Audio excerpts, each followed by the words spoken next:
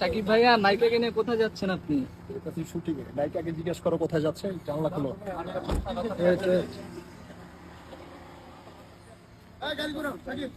কোথায় যাচ্ছে? আমরা হচ্ছে লং ট্যুরে যাচ্ছি শুটিং এ, 15 দিনের মনে আর আসবো না আমরা ঢাকা এখন। ও আচ্ছা, আমাকেও নিয়ে যান তাহলে। না, কারণ সাকিবকে এখন আমি জিম্বি করে রেখেছি।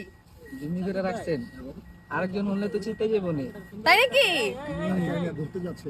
এই নজর দিবি না কেউ, সাকিব শুধু এখন আমার। কি কয়? ওগুলো আমার গার্লফ্রেন্ড বলতে। কি বলে নায়িকা, কি বলে যে নজর দিবি না, সাকিব শুধু আমার? আপনার? হ্যাঁ।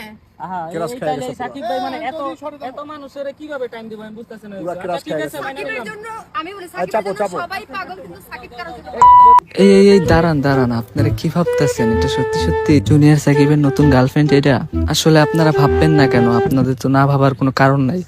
কারণ হচ্ছে কিছু কিছু সাংবাদিক এটাকে এমন ভাবে প্রচার করে যেটা আপনাদের মনে হয় যে জুনিয়র সাকিব নতুন নতুন এক একটা মেয়ে নিয়ে ঘোরাঘুরি করে, কিন্তু আসলে ব্যাপারটা এরকম না। এই ভিডিওটা হচ্ছে শুটিং টাইম, শুটিং চলতেছিল ওই সময়ের ভিডিও এটা। কিছু কিছু সাংবাদিক ভাইরা আছে এইরকমই ভিডিও নিয়ে তারা উল্টাপাল্টা লেখে টাইটেলে, তাদের ভিডিওতে ভিউজ নাই, ভিউজ লাগবে এর জন্য। তো আশা করি আপনারা ব্যাপারটা বুঝতে পারছেন।